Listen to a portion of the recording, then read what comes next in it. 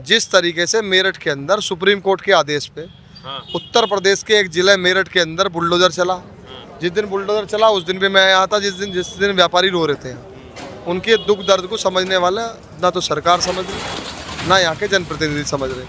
आज कल जब यहाँ पे जो है सीलिंग लगी 44 मकानों पे, जब भी हम यहाँ थे कल, आप ये देखिए कि कल सुप्रीम कोर्ट का जो आदेश आया सीलिंग का, तो 44 दुकान सील हो गई, जबकि आवास विकास ने यहाँ पर 70 करोड़ रुपए जमा कराया लैंड यूज चेंज करने का। भाई रेजिडेंशियल से कमर्शियल उपयोग जो हो रहा था, 70 करोड़ रुपए आवास विकास ने, सरकार ने कोई इस तरह की पॉलिसी लाई कि थोड़ी सी तो जगह छोड़नी पड़ेगी और उसके साथ साथ हम इसका उपयोग जो है वो कमर्शियल कर देंगे।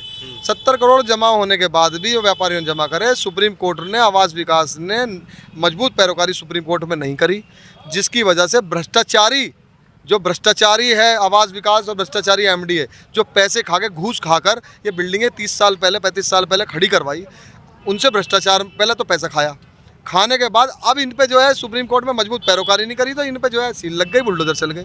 ये केवल मेरठ में नहीं हो रहा, ये पूरे देश में होगा। सुप्रीम कोर्ट का एक आदेश अगर मेरठ के लिए आया तो पूरे देश में बुलडोजर चलेंगे, पूरे देश में सील लगेगी, जबकि 30% से अधिक पूरे देश में इसी तरीके से रेजिडेंशियल उपयोग, कमर्शियल में उपयोग हो रहा।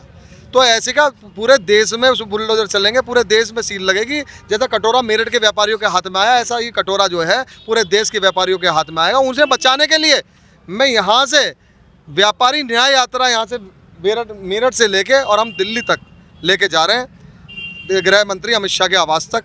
हम वो यात्रा इसलिए लेके जा रहे हैं जिससे हम पूरे देश का बचाव कर सके मेरठ के साथ साथ, और उनसे मैं मांग है हमारी लोकसभा में, राज्यसभा में, विधानसभाओं में, पूरे देश में एक बिल बने कि यदि रेजिडेंशियल यूज जो जगह है उसको कमर्शियल में अगर जो है कन्वर्ट हो रही है तो कुछ शुल्क जमा करके वो कर सके।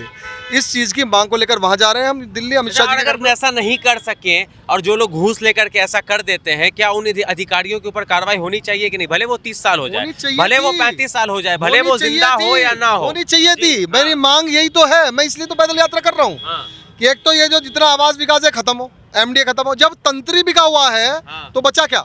जब यहाँ का सारा तंत्री भ्रष्टाचार में लिप्त है सरकारी और उन पे कार्रवाई नहीं हो रही, अरे भाई उनके खिलाफ मुकदमे होने चाहिए जिन्होंने बिल्डिंग खड़ी करवाई है, जिन्हें सरकारी अधिकारियों ने रिश्वत खा के क्यों नहीं तोड़ी, हाथ से खा के ही करवाई है, और उसके अलावा उनके खिलाफ मुकदमा हो, उनकी गिरफ्तारी हो, जेल जाने चाहिए। और जो बुलडोजर इन व्यापारियों के जो है बिल्डिंगों पे चला, वो बुलडोजर उन जो सरकारी कर्मचारी हैं, उनके अधिकारी हैं, उनके घरों पर चलना चाहिए। वो बुलडोजर तो वहाँ चलना चाहिए था। तो इंसाफ बराबर का होगा। इंसाफ तो हो ही नहीं रहा, तो एक तरफ कार्रवाई हो रही है अभी। मैं तो कह रहा हूँ भारतीय जनता पार्टी को बहुत बड़ा नुकसान इस विषय से होने जा रहा है, और इसका समाधान केवल इस देश के 3 लोगों पे है, गृह मंत्री अमित शाह जी, मोदी जी और राष्ट्रपति महोदय। इन तीनों के अलावा किसी पे कोई समाधान इस देश के अंदर इस समस्या का नहीं है। अगर कर सकते हैं तो संशोधन यही कराएंगे, यही लोकसभा में, राज्यसभा में बिल पास कराएंगे, और ये बिल जो आएगा वो केवल मेरठ के लिए नहीं आएगा, अब बिल आएगा पूरे देश के लिए आएगा, पूरे देश के लिए बिल आएगा कि ये जो जिस तरीके से रेजिडेंशियल जगह है उसको कमर्शियल यदि करना है तो इतना पैसा जमा कर दो और इसको कमर्शियलाइजेशन आप कर सकते हो। 2 महीने का समय दिया गया है ना यहाँ पर आप लोगों को। आज डेट है सुप्रीम कोर्ट, आज डेट है। आज सुप्रीम कोर्ट में ऐसा भी हो सकता है जो 44 सील लगी हैं, जो और मकान 400-500 मकान और भी हैं, हो सकता है आदेश ये भी कर दे 400-500 पे और सील लगा दे सुप्रीम कोर्ट। सुप्रीम कोर्ट तो सुप्रीम है, सुप्रीम कोर्ट तो सुप्रीम है देश की, वो चाहेगी सुप्रीम कोर्ट। मैं ये जानना चाह रहा हूँ कि कल को 400 मकान कर दे या 4000 मकान कर दे, अगर बुलडोजर लेकर के इस बार आ जाते हैं, क्योंकि 25 अक्टूबर को तो यहाँ पर तोड़ दिया गया कॉम्प्लेक्स, इस बार क्या होगा? क्या आप लोग विरोध करेंगे या शांति से तोड़ने? देश के आप बात कर रहे हो 400 की और 4000 की, अगर अब बुलडोजर उस पे गिरा है, अब इन पे भी अगर बुलडोजर चल गया, पूरे देश पे बुलडोजर चलेगा, पूरे देश की जितनी भी रेजिडेंशियल से कमर्शियल उपयोग हैं उन सब पे बुलडोजर चलेगा। वो 4 लाख भी हो सकती हैं, 4 करोड़ भी हो सकती हैं वो बिल्डिंग है। तो इसलिए मैं पूरे देश की बात करने आया हूँ। मैं जो यात्रा यहाँ से मेरठ से दिल्ली ले जा रहा हूँ, पूरे देश के लिए ले जा रहा हूँ, खाली मेरठ के लिए नहीं। मैं मेरठ की धरती से आप पूरे भारत की बात करने के लिए भाई, यहाँ से क्रांति निकलेगी तभी तो भला होगा समाज का, जब व्यापारियों का भला होगा, वरना भला कौन करेगा? नेता तो कर नहीं रहे, नेता तो घरों में बैठ गए अपने।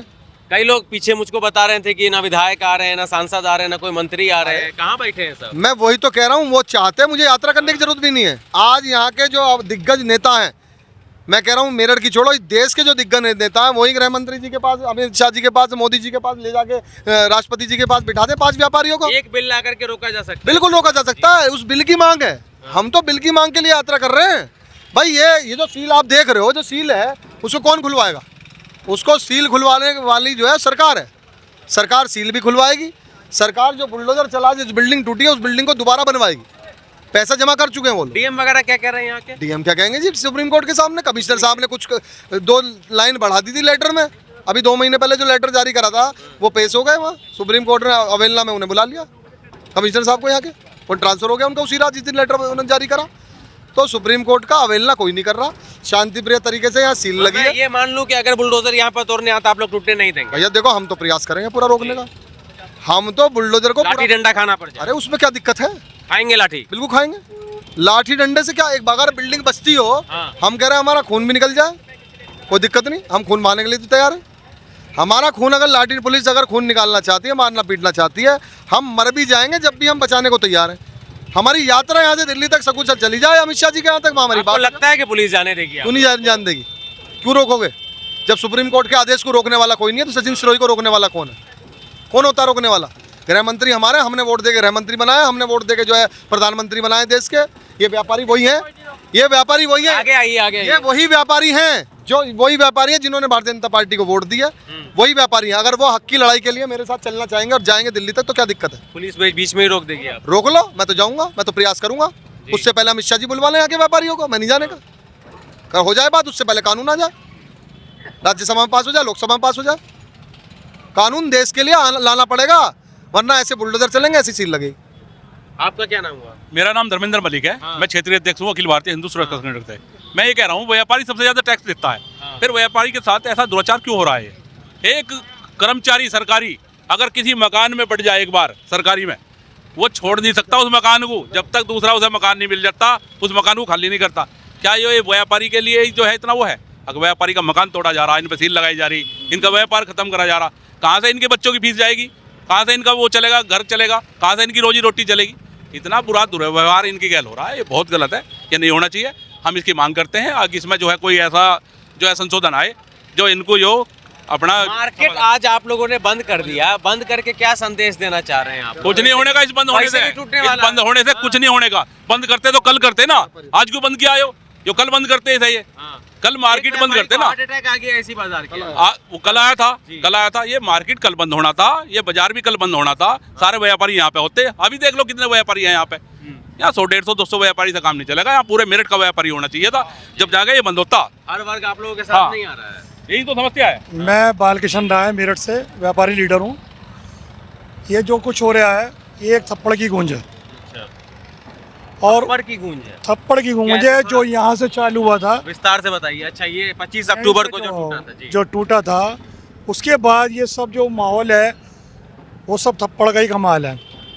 लेकिन मैं ये कहता हूँ कि वो थप्पड़ खाने वाले जो अधिकारी थे उन्हें जूतों से पीटना चाहिए था, क्योंकि उन्होंने पैसा लिया, बिल्डिंगें बनवाई, लगातार वो बनवा रहे हैं। और ये तो चलो यहाँ है, और भी शास्त्रीनगर के अलावा भी जब हर जगह वो पैसा ले रहा रोज, लेकिन उनके ऊपर कोई कार्रवाई नहीं।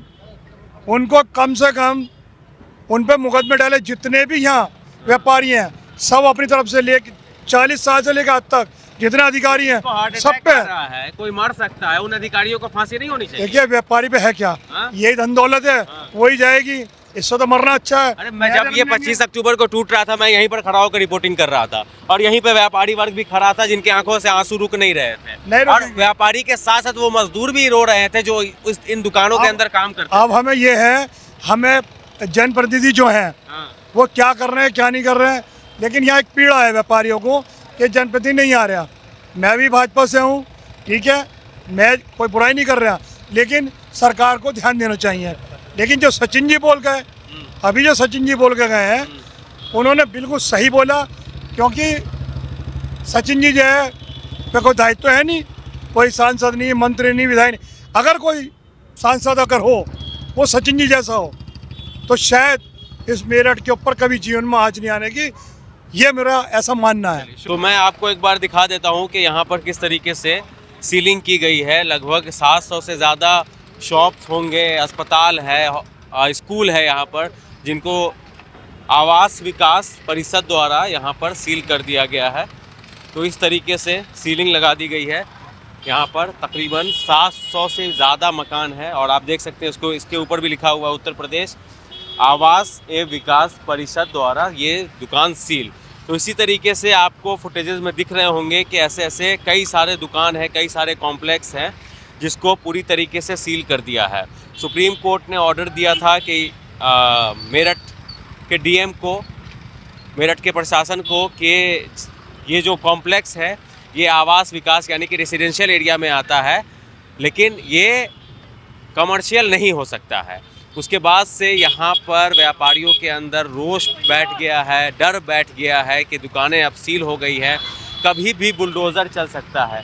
लेकिन उससे पहले भी मैं आपको एक तस्वीर यहाँ पर दिखा दूँ कि तारीख थी 25 अक्टूबर और ठीक यहीं पर एक शॉपिंग कॉम्प्लेक्स बना हुआ था और इसी शॉपिंग कॉम्प्लेक्स और साथ साथ 22 दुकान भी थे और 25 अक्टूबर के दिन यहाँ पर भारी मात्रा में पुलिस बल इकट्ठा होती है और इस शॉपिंग कॉम्प्लेक्स को 2 दिन के अंदर अंदर पूरी तरीके से ध्वस्त कर देती है। तो ये वो जगह था जहाँ पर शॉपिंग कॉम्प्लेक्स थी, 22-23 दुकानें थी यहाँ पर, और यही वो जगह था जहाँ पर इस कॉम्प्लेक्स के व्यापारी उस जगह पर जा कर के अपने आँख से रो रहे थे। हालांकि एक बंदे की मौत भी हो गई थी और कल की भी जो घटना है, जो 8 तारीख की घटना है, एक व्यापारी को हार्ट अटैक आ जाता है क्योंकि कोई भी व्यापारी एक झटके में अपने बिज़नेस को सेट नहीं करता, उसकी पूरी जीवन बीत जाती है अपने धंधे को सेट करने में, एक अच्छा खासा स्टेबल करने में। लेकिन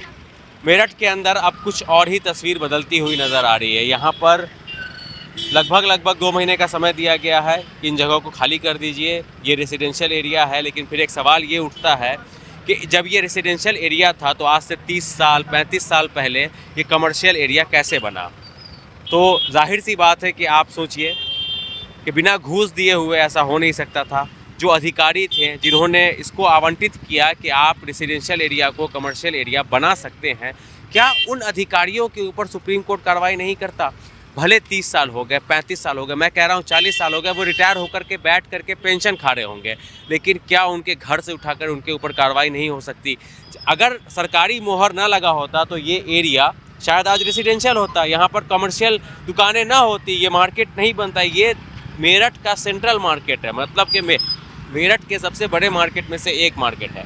लेकिन आज के वक्त ये मार्केट पर बुलडोज़र का ख़तरा मंडरा रहा है, दुकानें सील हो चुकी है और किसी अधिकारी के ऊपर सुप्रीम कोर्ट के ऑर्डर में ये नहीं लिखा गया है कि जिन अधिकारियों को इस रेसिडेंशियल एरिया ने इस रेसिडेंशियल एरिया को कमर्शियल एरिया बनाया उसके ऊपर भी कार्रवाई हो, चाहे घर से उठा के लाओ या गांव से ढूंढ करके लाओ, लेकिन कार्रवाई उसके ऊपर भी होनी चाहिए, करप्शन का केस चलना चाहिए। लेकिन ऐसा हम इस प्रदेश के अंदर नहीं हो रहा है तो बस इतना हो रहा है कि सारे व्यापारी वर्ग मरने की कगार पे हैं। अगर उनकी दुकानें टूट गई तो एक दुकान के अंदर 10 लोग और काम करते हैं, सबके घर बर्बाद हो जाएंगे। आपकी क्या राय है? कमेंट सेक्शन में ज़रूर बताएं।